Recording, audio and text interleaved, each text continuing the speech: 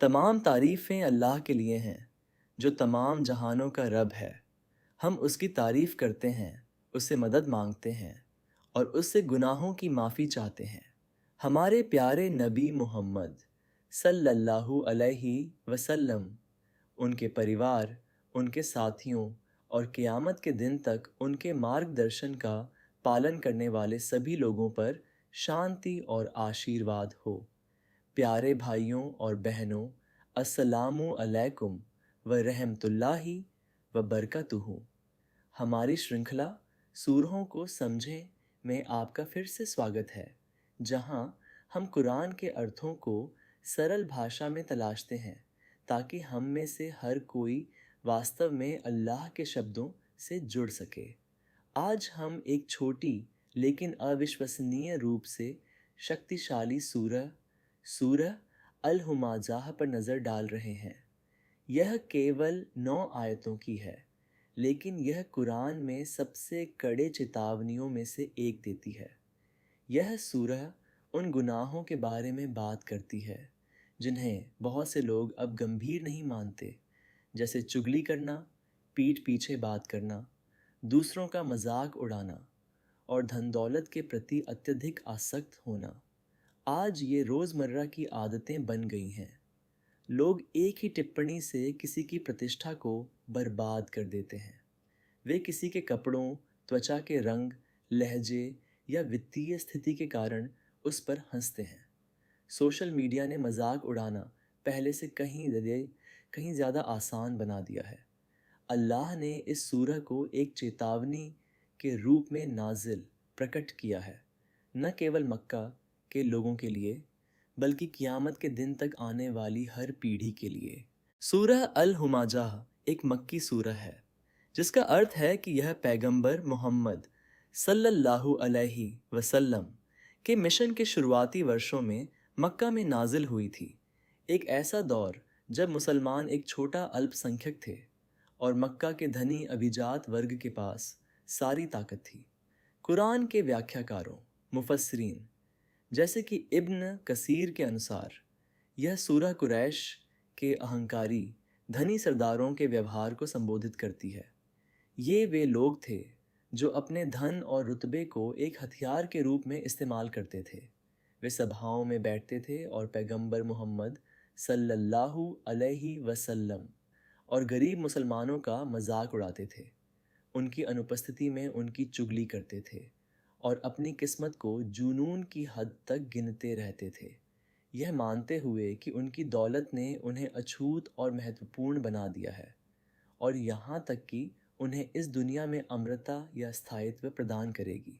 कुछ पारंपरिक वृत्तांत इसके नाजिल होने के विशिष्ट अवसर को उमैया इब्न खलफ या अल अखनस इब्न शुरायत जैसे व्यक्तियों से जोड़ते हैं, जो लोगों का, विशेष रूप से पैगंबर मोहम्मद सल्लल्लाहु अलैहि वसल्लम और उनके अनुयायियों का उनके सामने और उनकी पीठ पीछे अपमान और निंदा करने की आदत के लिए जाने जाते थे। हालांकि विद्वान इस बात पर अलग अलग राय रखते हैं कि यह विशेष रूप से किसके बारे में नाजिल हुई थी। वे इस बात पर व्यापक रूप से सहमत हैं कि यह क्यों नाजिल हुई थी। मक्का के अभिजात वर्ग के बीच आम रहे एक विशिष्ट प्रकार के अहंकारी, धनलिप्स मजाक उड़ाने वाले व्यवहार की निंदा करने के लिए, और जो दुखद रूप से आज भी हर जगह लोगों में आम है। आयत को समझना। आयत एत वैलुल लिकुल्ली हुमाजतिल लुमाजाह, तबाही है हर उस शख्स के लिए जो पीठ पीछे बुराई करने वाला और मुंह पर ताना मारने वाला हो। अल्लाह सीधे तौर पर चेतावनी के साथ सूरह की शुरुआत करता है। वैल, जिसका अनुवाद अक्सर तबाही या विनाश के रूप में किया जाता है, दो प्रकार के लोगों के लिए है।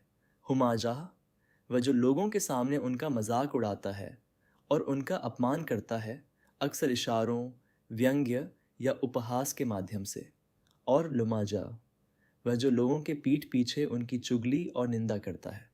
अल्लाह सार्वजनिक मजाक और निजी चुगली दोनों को एक ही श्रेणी के गुनाह के रूप में नाम दे रहा है।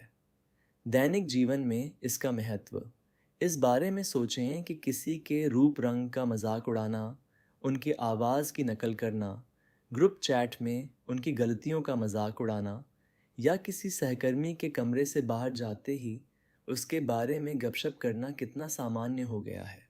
यह आयत हमें बताती है अल्लाह की नज़रों में दोनों गंभीर गुनाह हैं, भले ही समाज इसे बस यूं ही मजाक के रूप में लेता हो। आयत 2 और 3, अल्लजी जमाआ मालो व अद्दाह यह सबू अन्ना मा लहू अखलदह, जिसने माल इकट्ठा किया और उसे गिन गिन कर रखा, वह समझता है कि उसका माल उसे हमेशा जिंदा रखेगा। ये दो आयतें मजाक उड़ाने के पीछे की मानसिकता का वर्णन करती हैं। वह व्यक्ति अपना समय धन इकट्ठा करने और लगातार उसे गिनने, जांचने और उसकी सराहना करने में बिताता है, और अपने दिल में वे मानते हैं कि यह धन किसी तरह हमेशा के लिए उनकी रक्षा करेगा, मानो यह उन्हें मृत्यु, जवाबदेही या कठिनाई से बचा सकता है। दैनिक जीवन में इसका महत्व, यह किसी ऐसे व्यक्ति का वर्णन कर रहा है जो अपने बैंक बैलेंस, अपनी संपत्ति, अपनी चीज़ों के प्रति जुनूनी है, ज़रूरत के लिए नहीं बल्कि गर्व के लिए अपनी कुल संपत्ति की जांच करता रहता है। यह वह मानसिकता है जो कहती है जब तक मेरे पास पैसा है कोई मुझे छू नहीं सकता। अल्लाह हमें बता रहा है कि यह सोच एक भ्रम है। धन अमरता नहीं खरीदता और यह निश्चित रूप से क़यामत के दिन कोई छूट नहीं दिलाता। आयत 4, कल्ला लयुम्ब धन्ना फिल हुतमा, हरगिज़ नहीं, वह ज़रूर हुतमा, कुचल देने वाली आग में फेंक दिया जाएगा। अल्लाह कड़ा जवाब देता है, कल्ला, जिसका अर्थ है नहीं, बिल्कुल नहीं। उस व्यक्ति ने अपने धन द्वारा रक्षा किए जाने के बारे में जो कुछ भी कल्पना की थी वह झूठी है। इसके बजाय उन्हें फेंक दिया जाएगा, हिंसा के साथ, बिना किसी सम्मान के, एक ऐसी चीज़ में जिसे अल हुतमा कहा जाता है। दैनिक जीवन में इसका महत्व, यह एक चेतावनी है। कोई भी धन, रुतबा या अनुयायी किसी को जवाबदेही से नहीं बचा पाएंगे। धन लोगों को जो सुरक्षा की झूठी भावना देता है उसे यहाँ एक भ्रम के रूप में उजागर किया गया है। आयत 5, व माँ अदरा का मलहुतमा, और तुम्हें क्या मालूम कि वह कुचल देने वाली चीज़ क्या है। यह एक प्रश्न है जिसका उपयोग अल्लाह सस्पेंस बनाने और यह जोर देने के लिए करता है कि यह जगह कितनी भयानक है, इतनी भयानक कि यह सामान्य मानव समझ से परे है। यह अल्लाह का यह कहने का तरीका है, तुम्हें अंदाज़ा नहीं है कि यह कितना गंभीर है। दैनिक जीवन में इसका महत्व, जब अल्लाह इसे समझाने से पहले यह पूछने के लिए रुकता है कि क्या तुम्हें पता भी है कि यह क्या है, तो यह हमारे लिए बहुत ध्यान देने का संकेत है। यह कोई मामूली सज़ा नहीं है, यह कुछ विशिष्ट रूप से गंभीर है जो विशेष रूप से इस व्यवहार के लिए आरक्षित है। आयत 6, नारुल्ला हिल मुकदह, वह अल्लाह की भड़काई हुई आग है। अल हुतमा की पहचान अब स्पष्ट हो गई है। यह एक आग है, लेकिन कोई साधारण आग नहीं। इसे अल्लाह की आग के रूप में वर्णित किया गया है जो जलती रहती है और तीव्र होती है, इस दुनिया की किसी भी आग के विपरीत। दैनिक जीवन में इसका महत्व, यह हमें याद दिलाता है कि इन गुनाहों की सज़ा प्रतीकात्मक या बढ़ा चढ़ाकर नहीं कही गई है। यह वास्तविक है और इसे सीधे अल्लाह की शक्ति से जुड़ा हुआ बताया गया है, जो इसे किसी भी ऐसी चीज़ से परे बनाता है जिसकी हम कल्पना कर सकते हैं या दुनिया की आग से तुलना कर सकते हैं। आयत 7, अल्लती तत्तलियु अलल अफ़इदह, जो दिलों तक पहुंच जाएगी।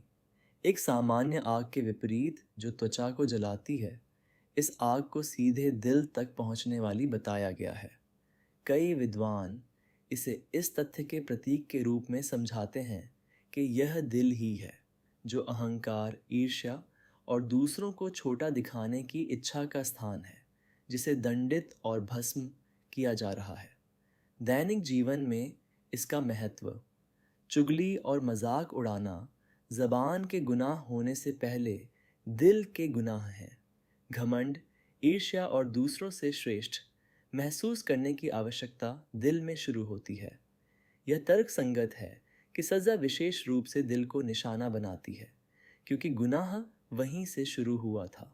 आयत 8 और 9, इन्नहा अलैहिम मुसद्दह फ़ी अमदिम मुमद्ददा, बेशक वह उन पर बंद कर दी जाएगी ऊंचे ऊंचे खंभों में। ये अंतिम दो आयतें इस सज़ा की अंतिमता और निराशा का वर्णन करती हैं। आग उनके ऊपर बंद या सील कर दी जाएगी। कोई बचाव नहीं, कोई निकास नहीं, कोई रास्ता नहीं, और वे इस तरह ऊंचे ऊंचे खंभों में फंस जाएंगे। संभवतः उन्हें बांधने वाले स्तंभों का संदर्भ है, या लपटें उनके चारों ओर ऊंचे खंभों की तरह उठ रही हैं जो उन्हें हमेशा के लिए बंद कर देती हैं। दैनिक जीवन में इसका महत्व, यह सूरह का सबसे डरावना हिस्सा है। कोई राहत नहीं, कोई अस्थाई सजा नहीं, बाहर निकलने का कोई रास्ता नहीं। यह इस बात के बिल्कुल विपरीत है कि हम इस दुनिया में चुगली और मजाक को कितनी सहजता से लेते हैं, जैसे कि बस यूं ही बात या बस एक मजाक, जबकि वास्तव में यहाँ वर्णित परिणाम शून्य निकास के साथ पूरी तरह से फंस जाना है। इन गुनाहों को बड़े गुनाह क्यों माना जाता है? चुगली करना, गीबत। इस्लाम में गपशप करना कोई छोटी सामाजिक आदत नहीं है। पैगंबर मोहम्मद सल्लल्लाहु अलैहि वसल्लम ने एक हदीस में इसे अपने मरे हुए भाई का मांस खाने जितना घिनौना बताया है। चुगली भरोसे को नष्ट करती है, उस व्यक्ति को पता चले बिना नुकसान पहुंचाती है कि उस पर हमला किया जा रहा है, और लोगों के बीच के रिश्तों को कमज़ोर करती है।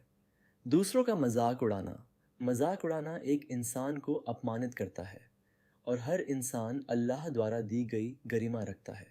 कुरान सूरह अल हुजुरात आयत 11 में कहता है कि लोगों को दूसरों का मजाक नहीं उड़ाना चाहिए। हो सकता है कि वे उनसे बेहतर हों। मजाक उड़ाना वास्तव में अहंकार का एक कार्य है। अल्लाह की नज़रों में खुद को किसी और से ऊपर रखना, जिसके फैसले का अधिकार आपके पास नहीं है। धन दौलत के प्रति अत्यधिक आसक्ति। इस्लाम में धन की खुद में निंदा नहीं की गई है। कमाना, बचत करना और यहाँ तक कि धन का आनंद लेना भी जायज़ है। यहाँ जिसकी निंदा की गई है वह है इसका जुनून, इसे जमा करना, गर्व के लिए इसे गिनना, यह मानना कि यह अमृता या सुरक्षा प्रदान करेगा, और दूसरों की मदद करने, ज़कात और दान के माध्यम से के बजाय दूसरों से श्रेष्ठ महसूस करने के लिए इसका उपयोग करना। यह सूरह आज क्यों मायने रखती है? हम एक ऐसे समय में जी रहे हैं जहाँ गपशप ग्रुप, चैट, फॉरवर्ड किए गए वॉइस नोट्स और कमेंट सेक्शन के माध्यम से तुरंत फैल जाती है। मजाक उड़ाना मनोरंजन बन गया है। प्रतिक्रिया वीडियो, रिएक्शन वीडियो, रोस्टिंग, किसी और की कीमत पर बनाए गए मीम्स। धन का जुनून महिमा मंडित है। ऑनलाइन जीवन शैली, फॉलोअर्स की संख्या और संपत्तियों को दिखाना सम्मान का प्रतीक बन गया है। ये अब कभी कभार होने वाली गलतियां नहीं हैं। कई लोगों के लिए ये दैनिक आदतें बन गई हैं, बिना सोचे समझे की जाती हैं, क्योंकि हर कोई ऐसा करता है। सूरह अल हुमाज़ाह ठीक इसी सामान्यीकरण को रोकने के लिए मौजूद है। यह हमें स्पष्ट रूप से बताती है इस व्यवहार के परिणाम होते हैं, और अल्लाह इसे इतनी गंभीरता से लेता है कि उसने एक ऐसी सज़ा का विस्तार से वर्णन किया है जो किसी भी अन्य सज़ा से अलग है। तो अगली बार जब हम किसी ऐसे व्यक्ति के बारे में बुरा बोलने वाले हों जो मौजूद नहीं है, या थोड़ी देर की हंसी के लिए कोई मजाक उड़ाने वाली टिप्पणी साझा करने वाले हों, या खुद को अपनी संपत्ति के कारण श्रेष्ठ महसूस करते हुए पाएं, तो आइए सूरह अल हुमाज़ाह को याद करें। 9 छोटी आयतें, लेकिन एक ऐसी चेतावनी जो हमारे बोलने के तरीके, लोगों के साथ हमारे व्यवहार और हमारे पास जो कुछ भी है उसे देखने के नज़रिए को बदलने के लिए काफ़ी भारी है। अल्लाह हमारे दिलों को अहंकार से पाक करे। वह हमारी ज़बानों को चुगली और मजाक उड़ाने से महफूज रखे। वह हमें ऐसे लोग बनाए जो दूसरों को गिराने के बजाय उनका हौसला बढ़ाते हैं, और वह हमें सच्चे दिल, सच्ची ज़बान और ऐसा धन प्रदान करे जो भलाई का ज़रिया बने। आमीन। अगर आपको हमारा ये बयान पसंद आया हो तो प्लीज़ लाइक, शेयर और सब्सक्राइब करना न भूलें। अगर आपने पहले ही सब्सक्राइब कर लिया है तो बहुत बहुत धन्यवाद। जज़ाकल्लाहु खैरन। अस्सलामु अलैकुम व रहमतुल्लाहि व बरकातुहू।